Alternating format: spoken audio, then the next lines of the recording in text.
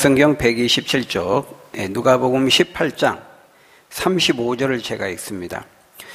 여리고에 가까이 가셨을 때에 한 맹인이 길가에 앉아 구걸하다가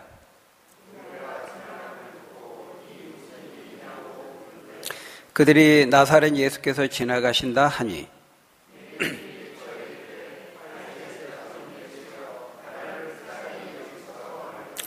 앞서가는 자들이 그를 꾸짖어 잠잠하라 하되 그가 더욱 크게 소리질러 다윗의 자손이여 나를 불쌍히 여기소서 하는지라.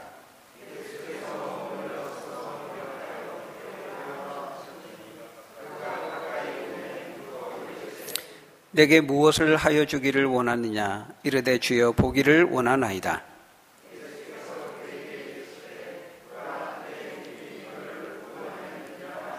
같이 읽겠습니다. 곧 보게 되어 하나님께 영광을 돌리며 예수를 따르니 백성이 다 이를 보고 하나님을 찬양하니라. 아멘.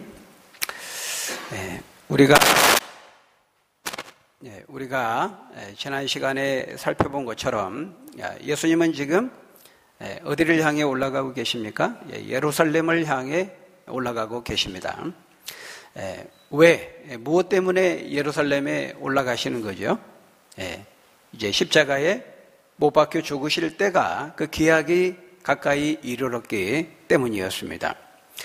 오늘 보면 35절에 보니까 그 이제 예루살렘으로 올라가시는 그 길에 그 예루살렘의 이제 관문이라고 할 수 있는 여리고에서 한 맹인을 만난 사건에 대해서 말씀하고 있습니다.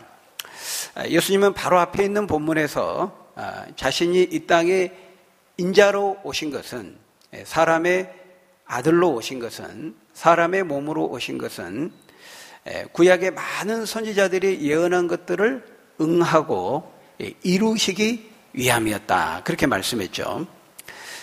바로 그 일이 무엇이었습니까?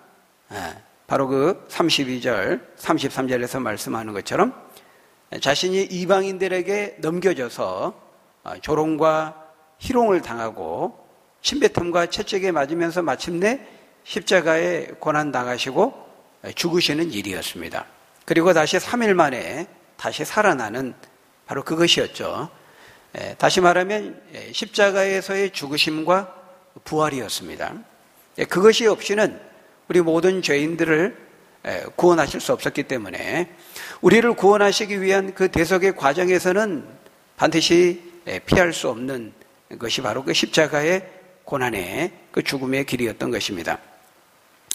그래서 그 마가복음 10장 45절에서 말씀하는 것처럼 예수님은 인자에 온 것은 섬김을 받으려 함이 아니라 도리어 섬기려 하고 자기 목숨을 많은 사람의 대속물로 주려 함이니라. 근데 그것을 위해 왔다. 그렇게 말씀하신 그대로 자신의 생명을 그 대가로 내어주심으로써 우리를 구원하고 우리를 섬기시기 위함이었던 것이죠. 바로 그 일을 위해 이 땅에 오셨고 그 일의 완성을 위해서 이제 예루살렘으로 올라가시는 중에 이제 이 여리고에 들르신 겁니다. 그러니까 오늘 본문에 나오는 이 한 맹인을 이제 치료하는 이 과정은 정확하게 바로 예수님이 바로 그것을 위해 오신 분이라고 하는 것을 정확히 보여주는 하나의 실예라고 말할 수 있는 것이죠. 36절에 보면은 이 맹인은 맹인이기 때문에 눈에 보이지 않기 때문에 예수께서 지나가시는 것을 본 것이 아니고 지나가신 다음을 듣게 되었다. 그렇게 말씀하죠. 이 맹인은 구걸하기 위해서 지금 길가에 앉아 있었습니다. 당연히 사람들이 많이 왕래하는 그 길목에 있었을 것입니다. 그래야 구걸이 잘 되니까요. 그런데 앉아서 구걸을 하는데 눈이 안 보입니다. 근데 많은 사람들이 평소와 다르게 굉장히 막 웅성거리고 시끄럽게 하는 거예요. 그래서 이 맹인이 물어봅니다. 그 사람한테. 여보시오, 무슨 일이 있습니까? 왜 이렇게 오늘따라 시끄럽습니까? 그러니까 무리가 사람들이 뭐라고 말을 해줍니까? 그들이 나사렛 예수께서 지나가신다. 그렇게 말해줍니다. 나사렛 예수께서 지나가신다. 그러니까 이 소리를 듣고 이 맹인이 어떻게 합니까? 38절에 맹인이 외쳐 이르되 다윗의 자손 예수여 나를 불쌍히 여기소서. 그렇게 주님의 이름을 간절히 부르고 찾고 있는 것을 볼 수가 있습니다. 그 얘기를 듣자마자 다윗의 자손 예수여 나를 불쌍히 여기소서 그렇게 말한 거죠. 아마 이 맹인은 수많은 다른 사람들이 예수님을 직접 본 것처럼 보지는 못했을지라도 아마 이런저런 경로를 통해서 그 당시 많이 이렇게 퍼져 있던 예수님에 대한 소문을 들었을 것입니다. 예수님이 어떤 말을 하고 어떤 가르침을 주고 어떤 일을 행하셨는지 그 예수님의 행적과 가르침과 능력에 대한 소문을 들었을 것입니다. 여러분, 우리가 여기서 이 맹인의 반응을 통해서 먼저 주목해야 될 것은 그가 예수님을 뭐라고 불렀어요? 다윗의 자손 예수여 이렇게 불렀다는 것에 우리가 주목해야 됩니다.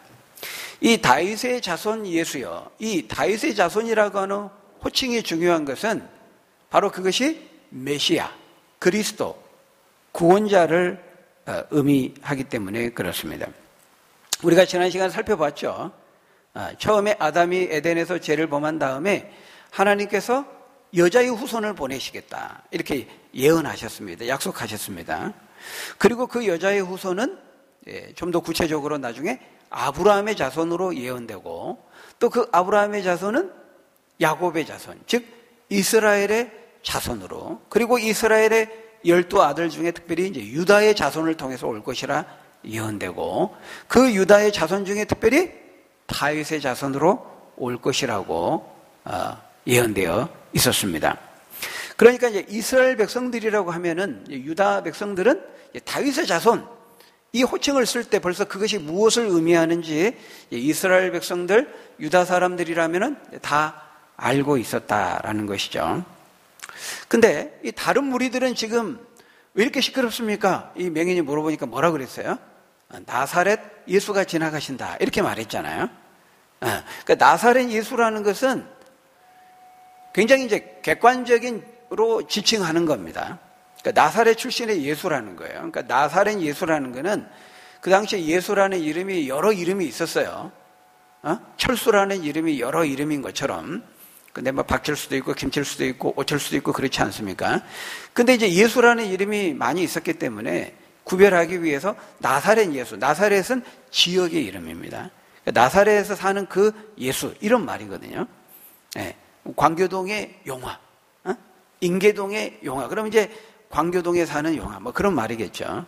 그러니까 이 나사렛 예수가 지나간다라고 하는 건 객관적으로 어느 지역 출신이라는 것을 말해주는 것입니다. 근데 나사렛 예수가 지나간다 그랬는데 이 맹인은 그럼 당연히 어떻게 해야 됩니까? 나사렛 예수여 저를 불쌍히 여겨줘 이래야 되잖아요. 근데 그렇게 하지 않고 나사렛 예수가 지나간다 이렇게 말했는데 이 사람은 그 객관적인 지칭을 주관적으로 다윗의 자손 예수여 나를 불쌍히 여기소서 이렇게 말하고 있다는 거예요. 이거는 신앙 고백인 것입니다. 나사렛 예수라는 것은 그냥 어느 지역 출신을 객관적으로 지칭하는 것이라면 다윗의 자손 예수여라고 하는 이 사람의 주관적인 신앙 고백이 드러나 있는 것이죠. 여러분 이 다윗의 자손이여라고 하는 호칭 자체는 이미 굉장히 중요한 신앙 고백인 것입니다. 다윗의 자손이여 이 말은 메시아여, 그리스도여, 구원자여 그런 말과 같은 거예요. 그러니까 우리 히브리어로 이제 메시아고요. 그리스 헬라어로는 이제 그리스도입니다. 똑같은 말이에요. 의미는 기름 부음 받은 자 이 말입니다. 구원자라는 말이에요. 하나님께서 창세기 3장 15절에서 보내시겠다고 하는 그 여자의 후손, 즉 구원자를 가리키는 것입니다. 그 당시 이 다윗의 자손이라는 것은 이스라엘 백성들에게는 굉장히 큰 소망이었죠. 다윗의 자손. 왜냐하면 이스라엘 민족이 강대국인 아수르와 바벨론에 의해서 나라가 멸망한 다음에 계속해서 그 주인이 바뀝니다. 이방의 여러 나라에 끌려다니면서 여전히 식민생활, 포로생활을 하게 되죠. 예수님 당시에는 어느 나라의 지배를 받고 있었습니까? 로마의 지배를 받고 있었습니다. 그렇기 때문에 그 당시에 유다 백성들이 특별히 다윗의 자손이라고 이 메시아를 일컬어서 부르고 호칭한 것은 나름대로 특별한 의미가 있는 거예요. 왜냐하면 야곱의 자손이요 이렇게 할 수도 있거든요. 이삭의 자손 이렇게 할 수도 있거든요. 근데 다윗의 자손 이렇게 부르는 데에는 그만한 이유가 있었다는 거예요. 왜냐하면 다윗은 이스라엘 역사 가운데 가장 강성했던 시대, 그 시대를 다스렸던 이스라엘 통치했던 왕이 바로 다윗이었기 때문에 그렇습니다.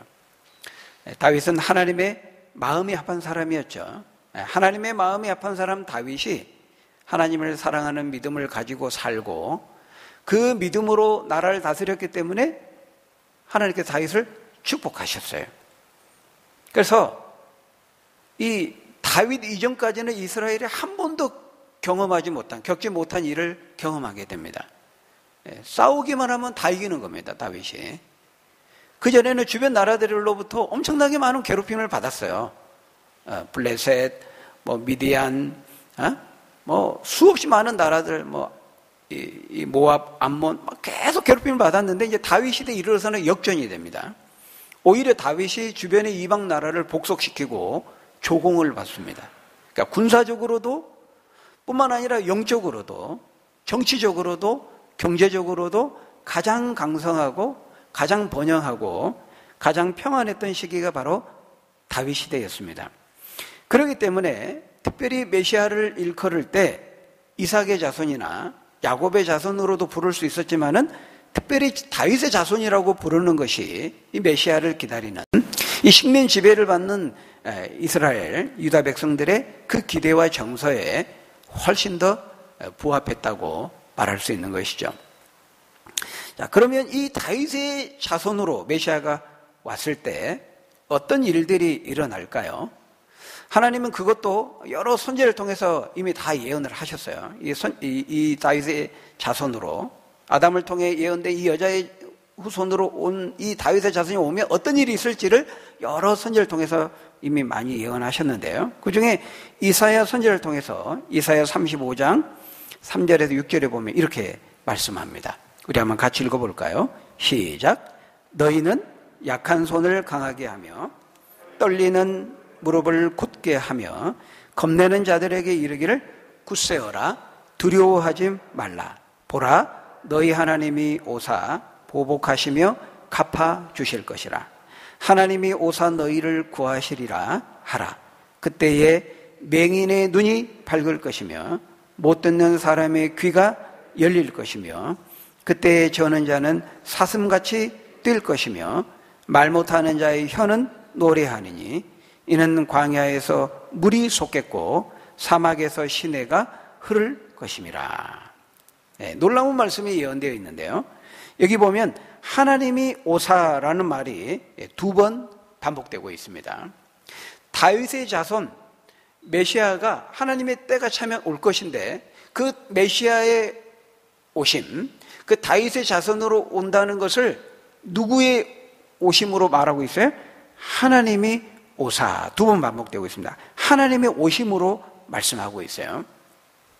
그 말은 메시아가 다윗의 자손으로 올 것인데 그 다윗의 자손이 누구라는 거예요?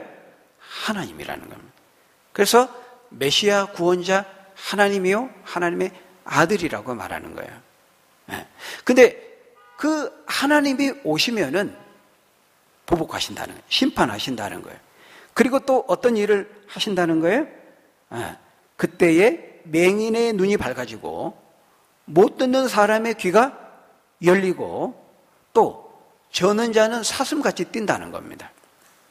그리고 말 못하는 자의 혀는 노래한다는 거예요. 말을 못하는 자가 노래한다는 거예요. 그리고 광야에 물이 솟겠고 사막의 시내가 흐를 것이다. 이렇게 말하고 있어요. 놀라운 말씀을 하는 거죠.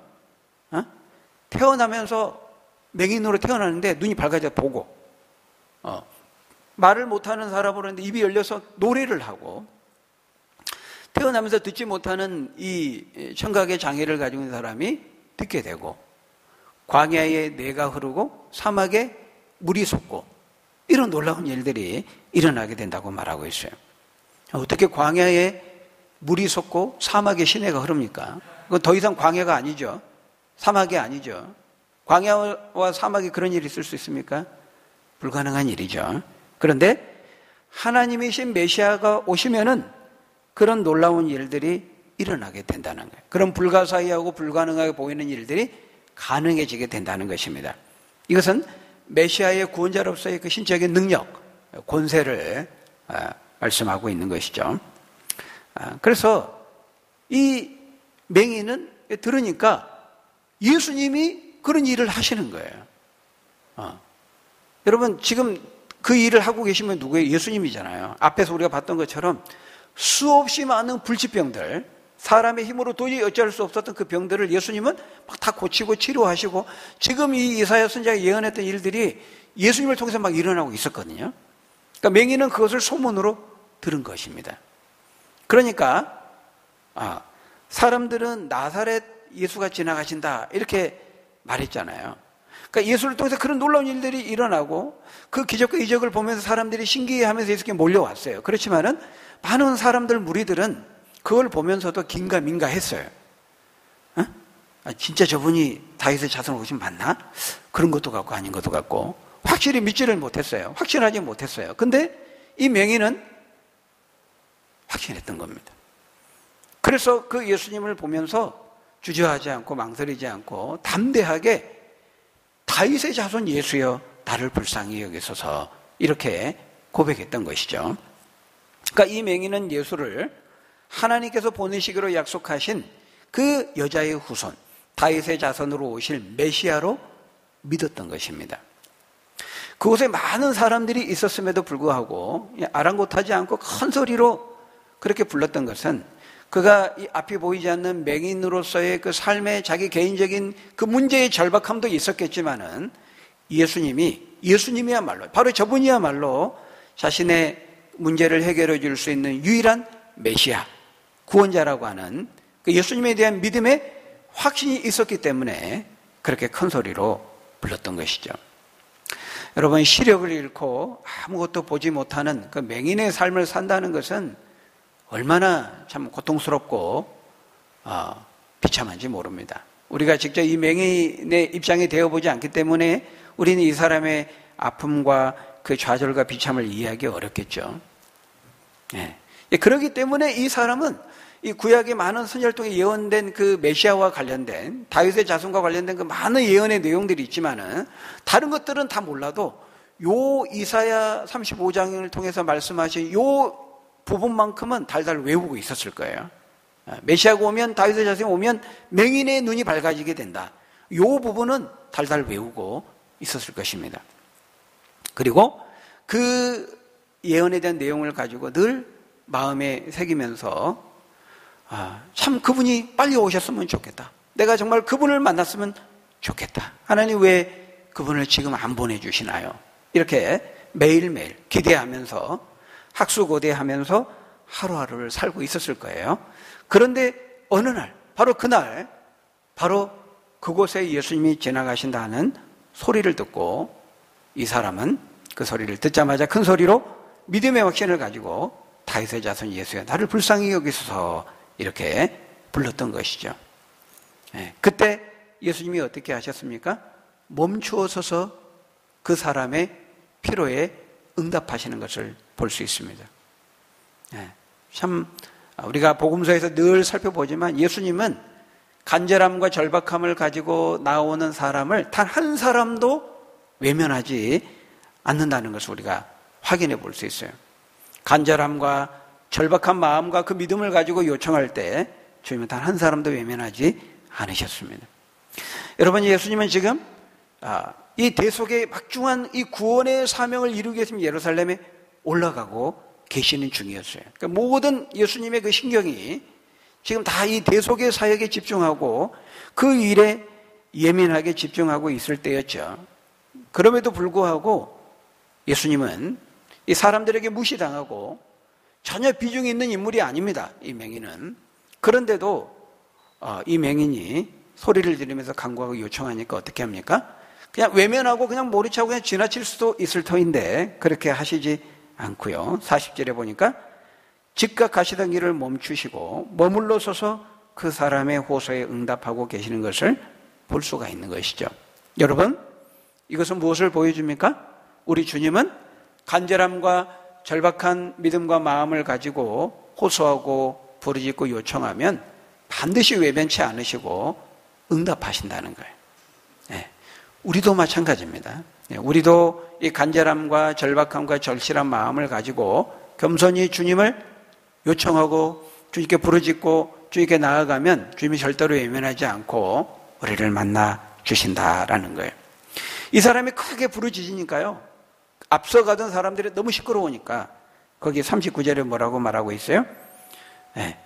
꾸짖어 잠잠하라 이렇게 말하고 있는 걸 볼 수 있어요. 네. 꾸짖어 잠잠하라. 굉장히 점잖하게 지금 번역을 했습니다. 실제 원어를 보면은 훨씬 더 격렬하게 비난하고 있는 말이에요. 네? 한마디로 말하면 아이 이렇게 시끄럽게 하는 거야? 좀 조용히 좀 하셔! 이렇게 이제 하는 겁니다. 영어로 말하면 shut up입니다. shut up. shut mouth입니다. 입 좀 다물어 이런 말이에요. 그럼에도 불구하고 이 사람은 아랑곳하지 않고요. 어떻게 합니까? 더 크게 소리 지릅니다. 더욱 크게 소리 질러 이렇게 말하고 있어요. 더욱 크게 부르짖는 것입니다. 다윗의 자손 예수요, 저를 정말 불쌍히 여겨주세요. 저를 제발 만나주세요. 주님, 당신 아니고서는 저의 문제를 해결해 주실 수 있는 분은 아무도 없습니다. 그렇게 정말 간절하게 사람이 뭐라고 하든지 개의치 않고 더 크게 소리 질러서 예수님께 간절히 호소하고 요청하고 있는 것을 볼 수 있어요. 그러니까 이 사람 입장에서는 아마도 이것이 이제 자신의 인생에 오는 이제 마지막 기회, 처음이자 마지막 기회로 아마 생각했을 거예요. 그러니까 이분 놓치면은 나는 이제 더 이상 기회는 없다. 그런 예수님이 지나가신다 이렇게 들었는데, 지나가신다, 기회가 지나간다 이렇게 들었을 겁니다. 여러분, 기회가 항상 주어지는 것이 아니라는 거 늘 성경 우리에게 말씀하죠. 그래서 지금이 바로 구원 얻을 때요, 은혜 받을 때로다 말씀합니다.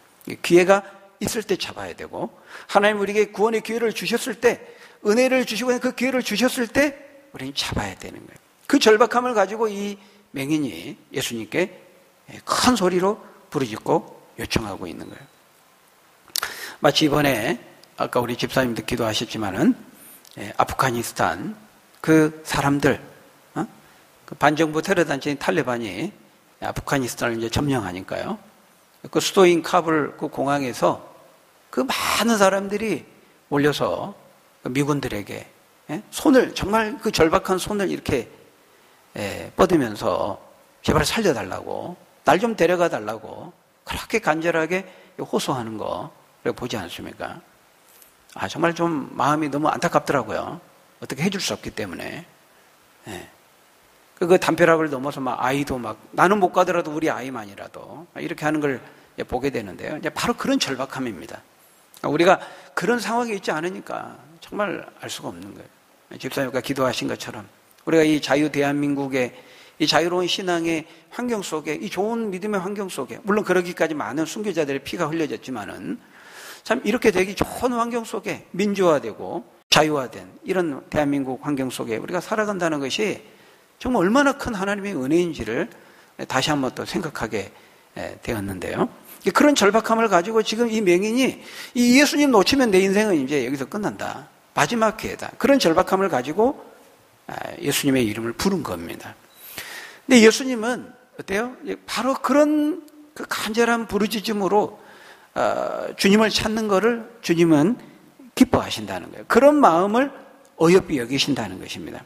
그래서 주님 앞에 나오는 그 사람의 그 부르짖음을 외면치 아니하시고 멈추어 서서, 가던 길을 멈추어 서서 그 사람의 그 요청에 응답하고 계시는 것을 볼 수가 있는 것이죠.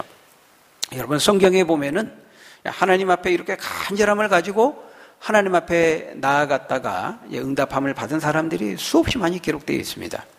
야곱 어떻습니까? 야곱이 이제 복수하려고 하는 그 형 에서를 만나야 하는 시점에서 야복강에 이르렀을 때 야곱이 어떻게 했어요? 그 하나님의 사자와 붙들었죠. 날이 새니까 나 가야 된다. 못 갑니다. 나 축복해 주시기 전에는 안 됩니다. 그렇게 간절히 씨름했다는 건 간절히 기도했다는 겁니다. 그렇게 매달린 겁니다. 그래 축복을 받고 응답함을 받고 형 에서와 화해하고 원만하게 그 관계가 회복되게 하시는 거 보지 않습니까? 한나도 마찬가지죠. 자식이 없어서 첩인 분인나에게 그 괄시와 무시를 당하면서 고통을 겪자 그가 성막에 가서 눈물과 통곡으로 기도합니다. 하나님께서 그걸 들으시고 아들 사무엘을 주시지 않습니까? 선지자 엘리야도 그 아합 왕의 그 폭정 앞에 하나님 앞에 기도하죠. 그 아합의 그 복종을 심판해달라고 그가 간절히 기도했을 때 3년 동안 비가 오지 않고 다시 그가 간절히 기도함에 비가 오는 그런 놀라운 기적의 역사를 우리가 보지 않습니까? 이 모든 것들이 다 이 간절함과 절실함과 절박함과 진실함을 가지고 하나님 앞에 나아갔을 때 결코 외면치 아니하시고 응답하시는 하나님의 긍휼을 우리에게 보여주는 것입니다. 여러분, 우리도 마찬가지입니다. 우리가 하나님 앞에 나아갈 때 여러분 어떤 마음과 어떤 믿음으로 나아가고 있습니까? 나에게 이런 절박함, 간절한 그 믿음과 마음이 있습니까? 네. 하나님 우리가 그런 마음을 가지고 나아가면 이 맹인의 요청에 들으신 것처럼 야곱과 한나와 엘리야의 그 기도에 요청하신 것처럼 응답하신 것처럼 우리가 기도하고 우리가 요청할 때도 하나님 반드시 들으신다는 거예요. 여러분 이 미군들은 아무리 아프가니스탄 난민들이 그렇게 막 데려가달라고 살려달라고 해도 할 수가 없어요. 마음은 원이로되 그 능력이 없습니다. 그 난민들 그 많은 사람 다 어떻게 비행기에 실어 갑니까? 못하죠. 그렇죠. 우리 하나님은 그렇지 않습니다. 우리 하나님은 우리를 도와줄 용의와 마음도 있으시고 그럴 수 있는 능력도 가지고 계십니다. 왜? 만물의 머리가 되시고 창조주가 되시기 때문에 또 모든 우리 인생과 역사를 다스리시는 통치자이시기 때문에 그렇습니다. 참 우리가 그걸 보면서 누구의 다스림을 받고 누구의 통치를 받고 누구의 보호와 인도함을 받는 것이 얼마나 중요한가 다시 한번 깨닫게 되는데요. 하나님은 그런 용의와 마음과 능력이 있다는 거예요. 여러분 어떤 삶의 상황 가운데 우리 시련의 상황이 있다 할지라도 절대로 낙심치 마시고 이 하나님께 간절함과 절박한 마음을 가지고 나아가 기도하면 이 맹인에게 응답하신 것처럼 우리에게도 응답하시고 또 그 요청을 들으실 줄 믿습니다. 그 하나님 의지하며 믿음으로 나아가는 저와 여러분 되시기를 주의 이름으로 간절히 축원합니다.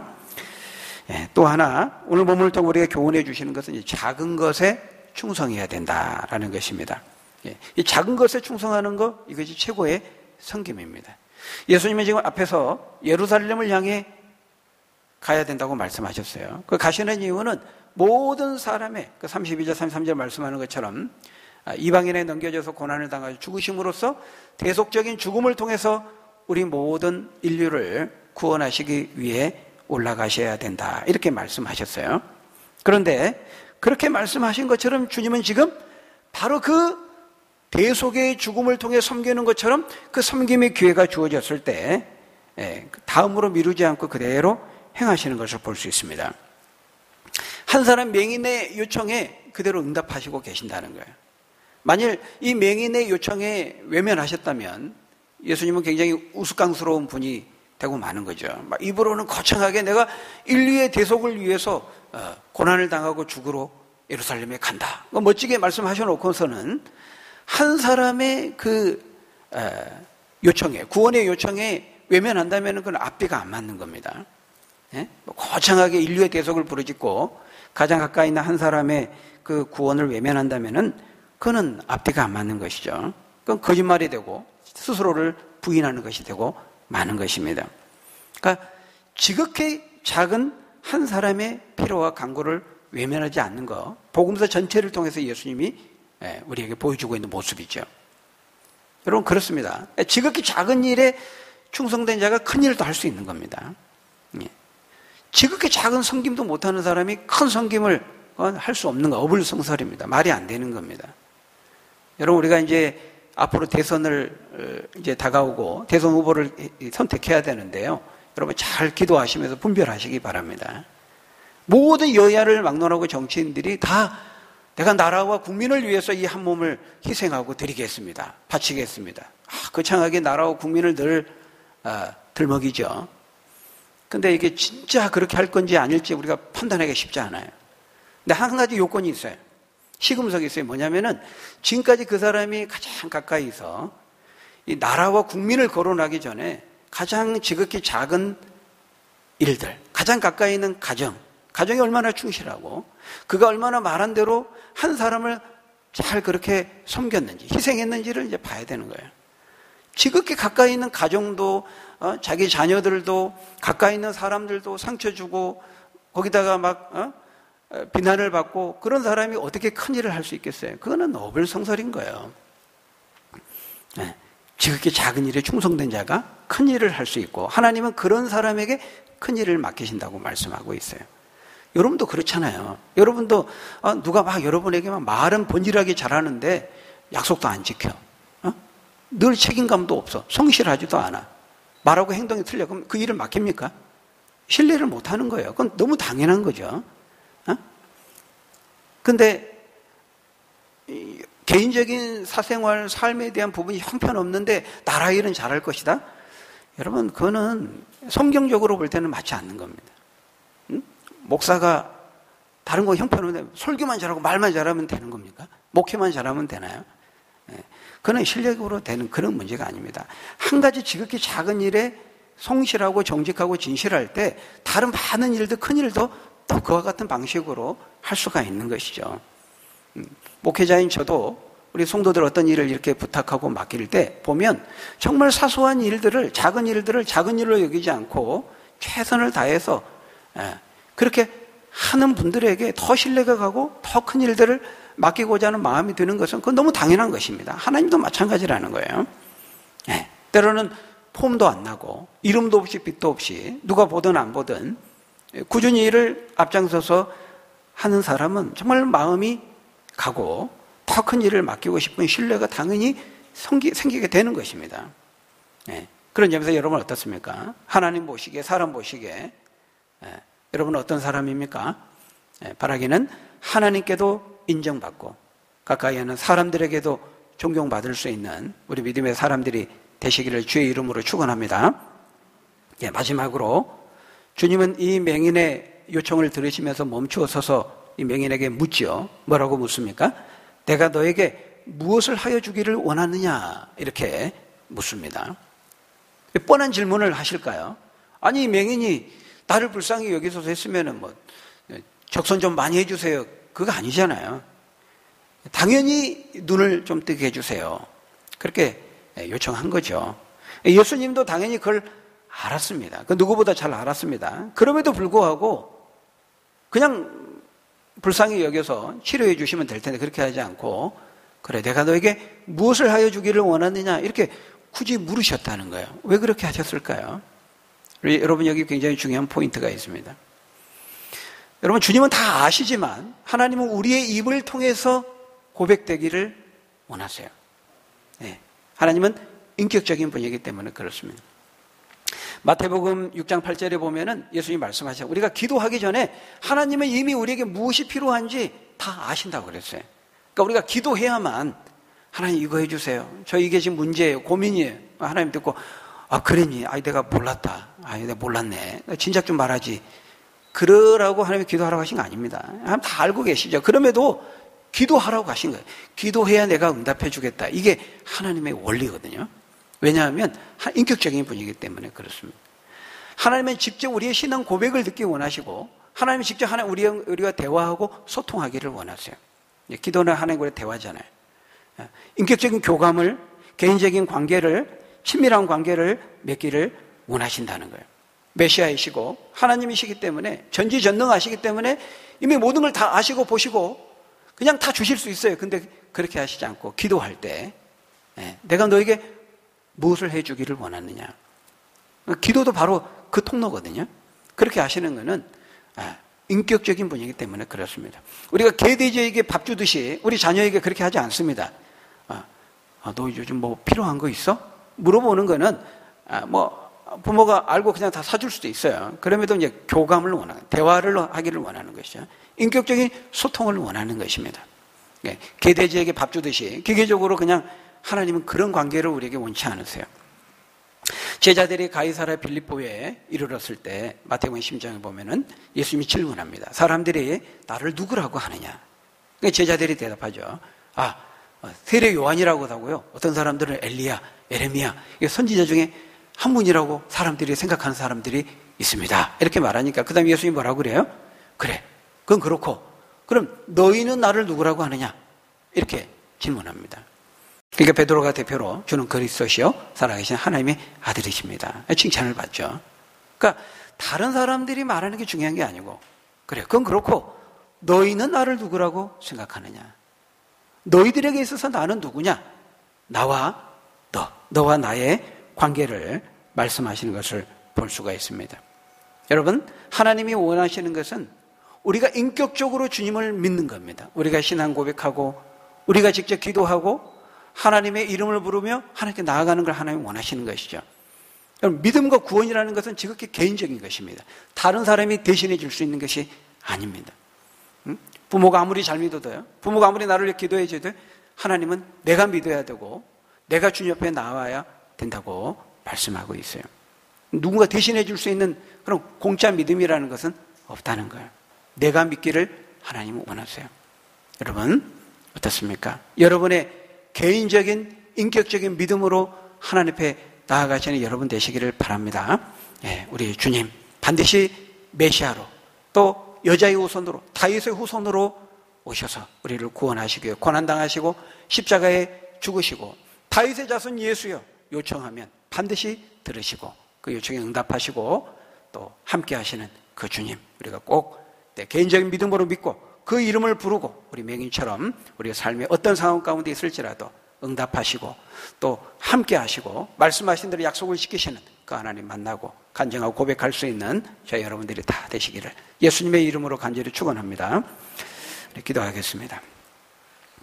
아버지 하나님, 다윗의 자손으로 메시아로 약속하신 그 여자의 후손으로 이 땅에 오셔서 예언하신 대로 약속하신 대로 고난당하시고 죽으시고 부활하셔서 우리의 모든 대속을 이루신 주님, 우리가 이 예수님을 나의 주님으로 나의 하나님으로 나의 왕으로 믿고 받아들이고 인격적인 관계를 맺고 우리의 삶의 모든 어떤 문제든지 그 주님 앞에 간절함과 절박함으로 나아가 부르짖으면 들으시고 응답하신다 말씀했습니다. 어떤 삶의 환경에 처하든지 주님을 믿고 의심치 아니하고 어떤 문제를 만나든지 주님께 의지하고 또 호소하고 기도함으로 응답받고 주님이 주시는 그 은혜와 능력으로 이기며 승리하며 살아가는 우리 모두가 될 수 있도록 하나님 축복해 주옵소서. 예수님 이름으로 기도합니다. 아멘.